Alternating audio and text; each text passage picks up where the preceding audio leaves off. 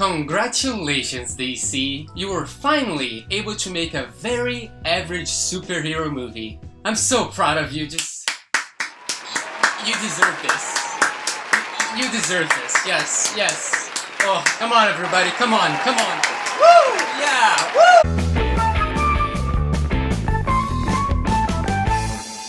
So, I just watched Wonder Woman, and I'm pretty sure I'm gonna get a lot of hate in this review because apparently everybody and their mother thinks this is the bestest, most important movie of the last decade. What is your mission? To stop the war. What war? The war to end all wars. It is our sacred duty to defend the world. And it's what I'm going to do.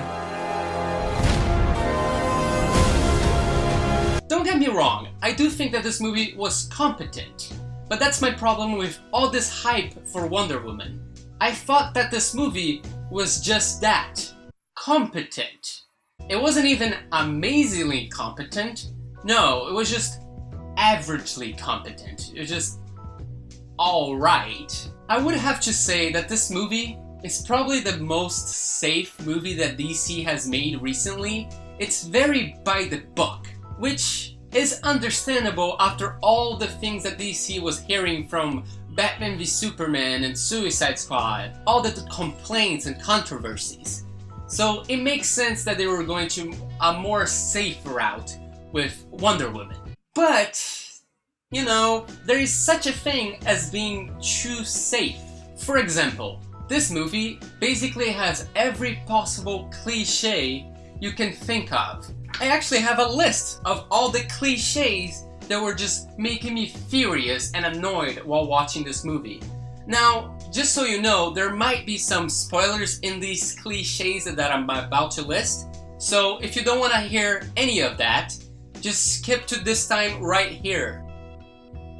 You've been warned. There is a fish out of water character, a hidden truth about the character's origin, the character is forbidden from going to their adventure early on in the film, the character gets disappointed with the reality of this new world they just discovered, the villain tries to lure the hero to their side, a drunk sidekick with a dark past, an unnecessary rushed love story. Lots of people don't believe that the hero can do what they can do. The character discovers a side of themselves that helps them defeat the villain. Love is the answer to the problem. Yes, this is a cliche that they use in this movie. A heroic sacrifice, and the list just goes on for another 347 cliches, so I'm just gonna put this down. I think you got the idea. Even the structure of this movie is cliched. If you know the basic act structure of basically every single movie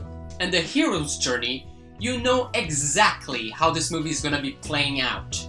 Now, if you don't know what those things are, here's a picture of the act structure of every single movie.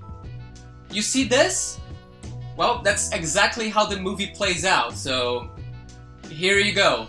As for the hero's journey, well, it's very simple. It's basically writing 101 for making your character relatable. The hero starts with a naive view of the world, but they really want to help and live out their dreams, but they just can't seem to find the opportunity. But then, finally, the opportunity arrives as a mysterious man, person, or situation shows up to them. After some challenge and hardships, sometimes even loss, the character, by the end, is wiser and stronger than he was in the beginning. If you know that hero's journey, you know the plot of Wonder Woman. I don't have to go into detail of the plot.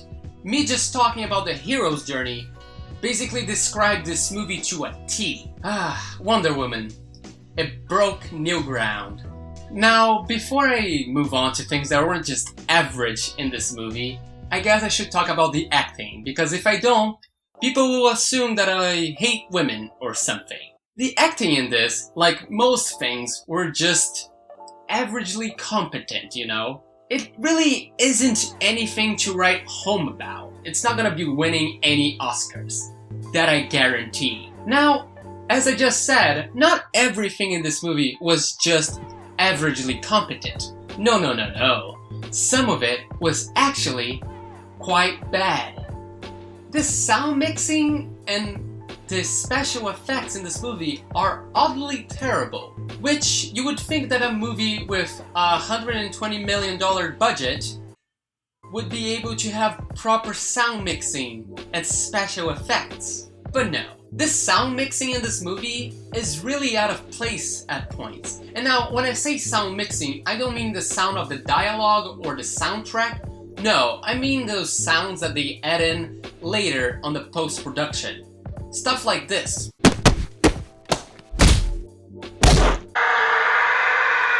There were moments in this movie that the action being shown and the sound of that action did not fit at all.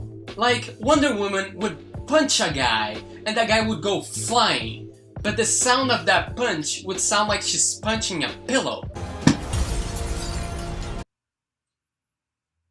What the hell? By the way, there's no nice way to put this, but the special effects in this movie aren't that great.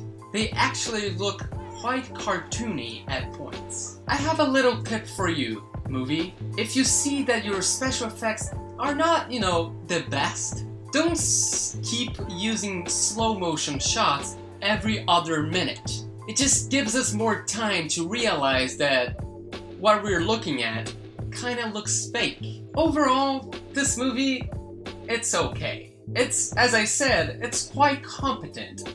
It's probably the overall most competent movie in the DC cinematic universe so far. But it's also the most cliched and average one, so everything you see in this movie, you've probably seen in a different movie. But if you just want to go watch some average superhero movie in the cinemas, Wonder Woman is probably the choice for you.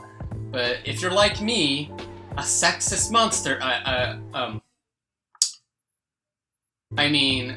a person that is really tired of average superhero movies, just stay away from this one. Alright, this was my review for Wonder Woman. If you want to tell me how much of a Marvel sexist fanboy I am, do it in the comments or send it at my Twitter, @GoodOldMat. I'll just be waiting for the next superhero movie that's gonna be disappointing me. Any day now. Any day.